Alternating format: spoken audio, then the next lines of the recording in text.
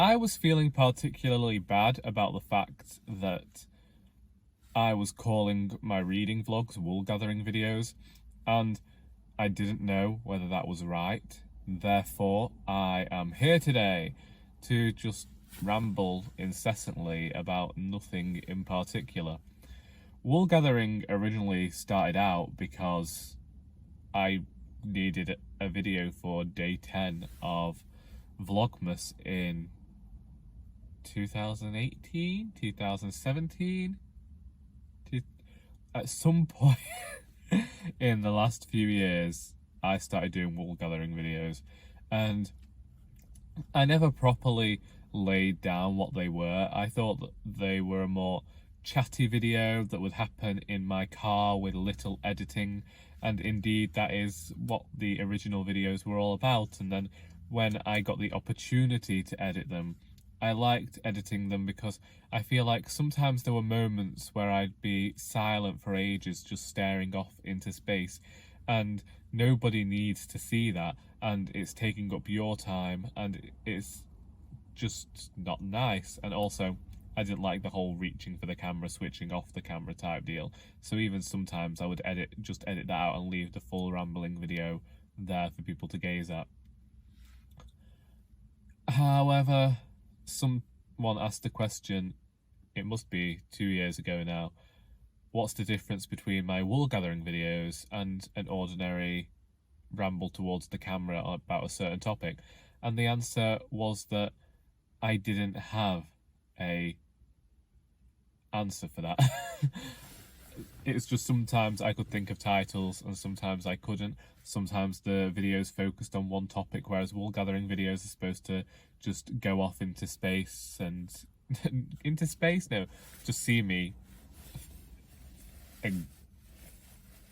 exuding, vomiting my thoughts at the screen for a few minutes. And it just seemed difficult to pin them down in any type of way. Yes, this is me woolgathering about woolgathering.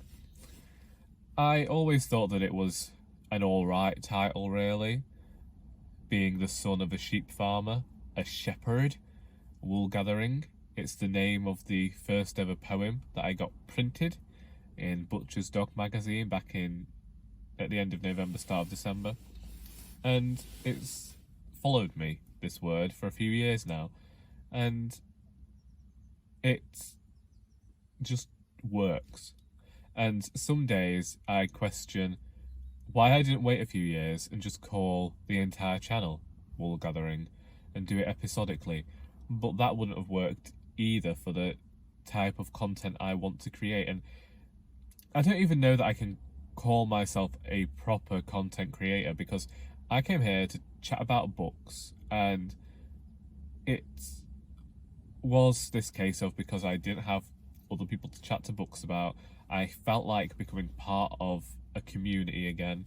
And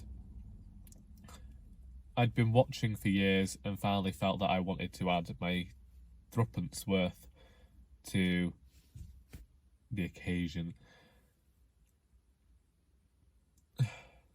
But I think that everyone has these sorts of regrets. I'm not even a large channel by any means, but I think that when you've had anything for a certain amount of years and you're doing something differently, to then go back and watch your earlier videos when you were just figuring something out, it can be a bit difficult. I didn't have a proper editing software until 2018, when I had the idea for the writing vlog, and also I was working on something and I envisaged it being a bigger project than it was, so I perhaps didn't need the film editing software I got, but I'm glad that I got what I did.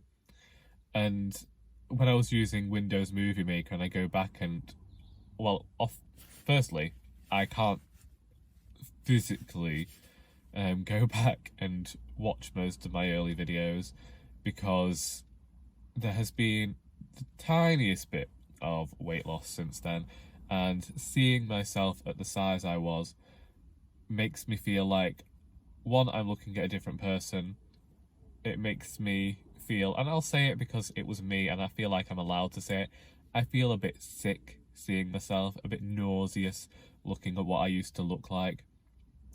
And so watching old videos isn't something that happens, and especially any videos when I was at my heaviest from July to August 2016, those videos do not get watched. I also tend to avoid 2016 as well, simply because it was a bad year at the start. The first 6 months of that year, terrible for mental health and all of that, and it's one of those things I don't want a reminder of.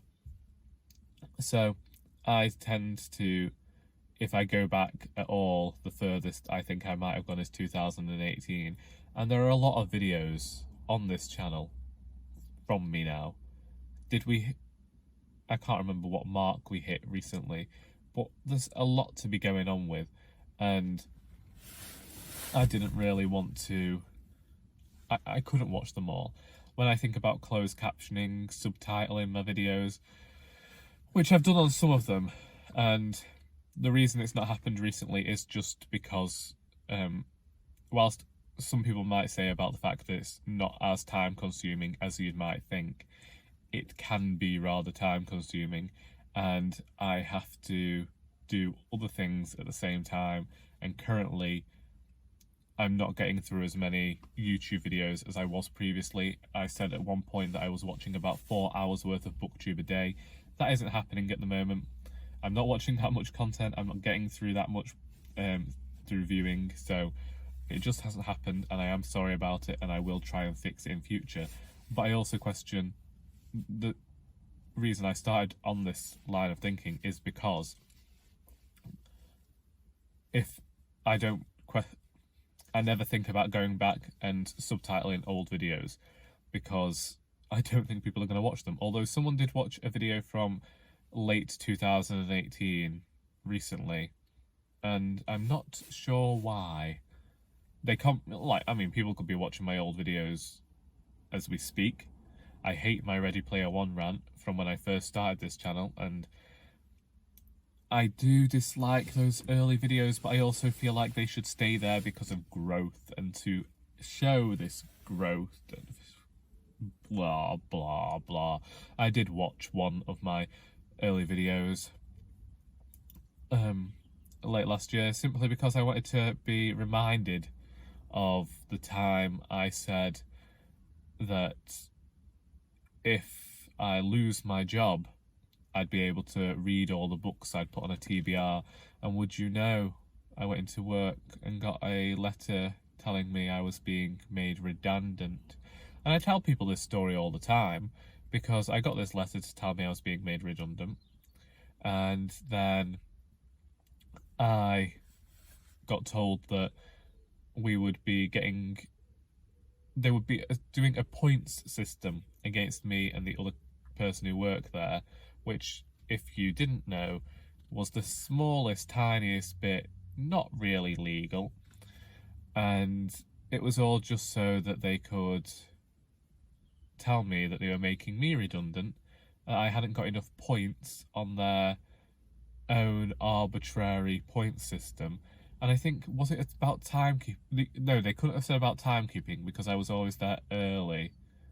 Was it about I think it was about the way that I dressed. That was it. It was about the way I dressed. And I didn't think that I dressed that badly, but it was enough to see me marked a 9 out of 10, and the other person got a 10 out of 10. And because of that, they said, I'm sorry, you don't have a job anymore. But we're going to try and find you one, so will you mind sticking around? So I stuck around for a few weeks, and I should have just walked out of that meeting, I think, and just tell them about it. But then it was all a hoax anyway, wasn't it, to get me a job at Poynton and make everyone else redundant? And I know that I shouldn't say that. I probably shouldn't make that public, but it's happened now. It's been nearly 5 years. We're here. Sorry, itchy nose.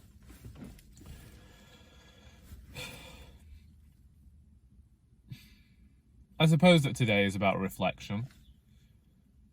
Sorry, I'm watching a magpie.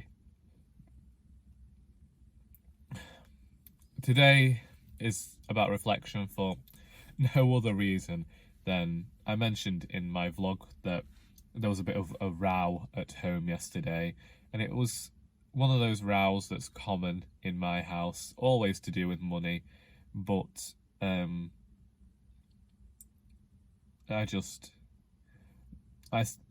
know I've said it already, went to bed feeling bad, woke up feeling bad, and came to work early simply to avoid having to stick around the person I was arguing with. I know that with families these sorts of things happen and you'll get over them, but it always leaves a bad taste in your mouth because it never feels like something is properly settled. It never feels like it has all worked out. It's just one person decides they're not going to talk anymore on the subject. That person wasn't me, and I like to air everything out and get it sorted, and you can't do that with this person, and it frustrates me no end.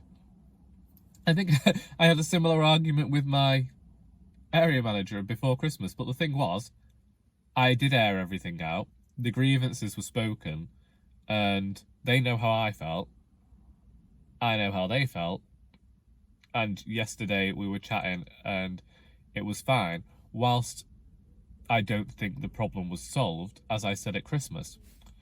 I'd much prefer to get on with someone that I have known for, how long will it be now, nearly 12 years, than, you know, throw that away over one argument. And people do argue, and it was one of those things that I worried about when I first got a job, was ever saying no. So I accepted all the overtime, even if it was difficult for me to get there, because I couldn't drive, so I'd have to get my dad to give me a lift or my mum on her days off, and at the very worst it was a bus. And the bus would cost me half an hour's wage anyway. And so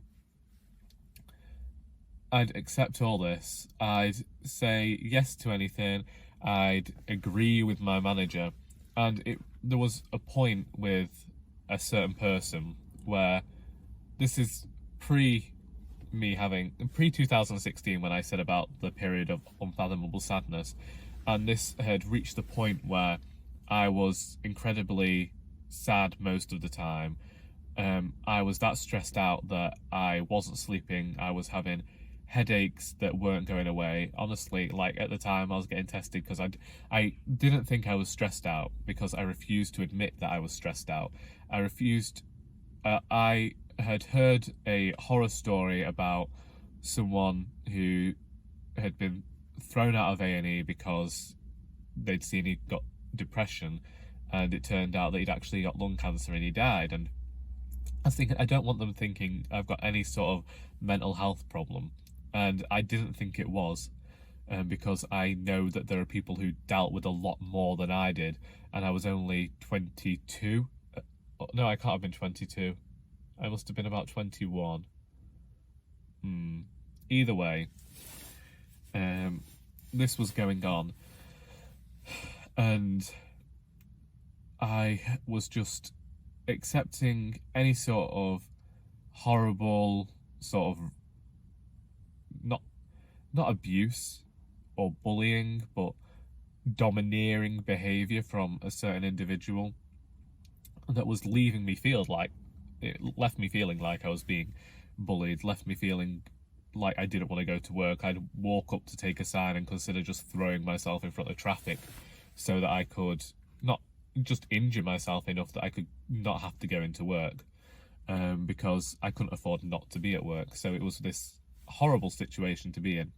And then I remember one day, out of nowhere, just basically realising that it wasn't worth it, and to accept it. So it was a particular case where I hadn't been asked to do overtime, and back then, whenever another person was off, I was being asked to do overtime for the entire 6 days out of the week that we were open. But the manager was still taking off their day of the week. So I'd be running the place on my own for one day, and then they'd only be in there the other 5, which they were employed to do. That was in their contract, whereas I was only contracted for 3 days, but they were still taking their 2 days off, so it was like a Sunday and a Monday they'd have off, and I was only getting the Sunday off. And this was going on for ages, and then he hadn't actually asked me to work one day and to cover for this other shop assistant who was off. And I said, well, and out of nowhere, I don't know, Charlie grew some balls, I don't know what it was. He said, so you're into it? I said, no, I'm not. Yeah, you odd. Such and such is off, so you have to come in. I said, well, I wasn't asked. You can't leave it to the day before and then ask me to come in. I won't be here. I've got plans. And as soon as I did that, and he was like, you know, there was nothing he could say about it. And he would try this all the time. He kept threatening my job over certain things, and yeah, like I say, it just reached a point where I just didn't care anymore. And it was at that point I realised you can actually say no to people in a work environment, and it's not going to have that bad consequences. Where I work now, they're great. As I say, usually we're supposed to give a certain amount of time before we take time off. Last Saturday, I didn't know my brother was coming down with my nephew for his birthday until the Thursday, so I sent her a message straight away Thursday, and she allowed me the Saturday off so I could spend time with my nephew for his birthday. And yes, there are times when you get a no, but that's fine. And for the most part, if you need time off, you'll get the time off here. But you can also, what I'm saying is, I've realised as an adult, you can freely give your opinion. You can freely argue with people you work with, and you aren't, you know, there's not going to be this major falling apart. The consequences aren't going to be so huge as to say you'll lose your job, you'll be homeless on the streets. I mean, of course, that could happen if you took things too far, if you said certain things. But for the most part, this is like disagreeing on price, disagreeing on ways certain things are done, but nothing majorly argumentative that sees you, you know, raising the 7 furies of hell. I don't actually know whether I've ever shared that much about my first job, so yeah, that's fun. I've always tended to keep the work life separate from I just haven't shared it with anyone, in the hopes of one day including it all in another radio play or another novel. I've talked a lot about doing the novelisation of my radio play from a few years ago. And I think that might be the project I work on once I finished Our Doris and my poetry collection, because I definitely want the poetry collection to be done. I want that as my next project, I think. Our Doris, poetry collection, Charity Begins. I know I mentioned A Prior Commitment and Coffin Dodgers last year as 2 novellas I was working on, and I do still dip in and out of them. I think that A Prior Commitment should be relatively easy to write now, because I had the idea 6 years ago.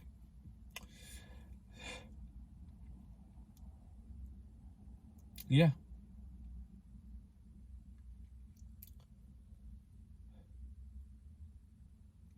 I haven't really discovered anything new on the television recently. I know this seems like a strange twist, a strange way to be going, but usually I like to say what you're reading, what you're writing, what you're watching, what you're listening to, and I haven't said that yet. So firstly, let's go with listening to. Now, I know most people were excited about the Pussycat Dolls with React. It's an alright song. I was never their biggest fan. I never cared too much about what they were getting on with. I always hoped to hear the other girls sing one day, and it happened rarely. Of course, Kimberly Wyatt had her own singing career, didn't she? What's the other lady called in there? Either way, I know they've all tried music themselves. But I was excited. Well, I wasn't excited. That's a lie. Interested in Dua Lipa's new single, Physical, because I'd seen a trailer for it, and me and my mum had listened to her first album and particularly liked it. And then I liked Don't Start Now, wasn't the fondest of future nostalgia, and then heard a little clip of this next song, and I was worried. And then I listened to it, and Lord, if I haven't listened to that song every day. I mean, it helps that it plays on radio too, but I don't know what it is. There's something about that song. It's just hooked me in, and I like it. Television, I'm re-watching Gavin and Stacey again, and that's all I've been doing since way before Christmas now. Watching an episode of Gavin and Stacey every night with my tea, and then I went back to the beginning. There are loads of other things I could have done that with. I could have done it with Parks and Recreation. I could have done it with 30 Rock. I could have finished watching Supernatural. So please recommend me some either comedic TV shows, some dramatic TV shows, whatever you're watching. Tell me about it and see whether it's something I'd be interested in. Reading, well, that's all mentioned in my reading vlog. I don't need to go into that here. And writing, yeah, we've gone into that as well. So that's me. That is me. Do feel free to tell me what you're reading, what you're writing, what you're watching, what you're listening to. Tell me how you have spent your week. Really go in depth. Let's start a conversation. And that has been a bit of wool gathering for you to make up for the lack of this sort of content. I hope that you have enjoyed this video, and until next time, that is all.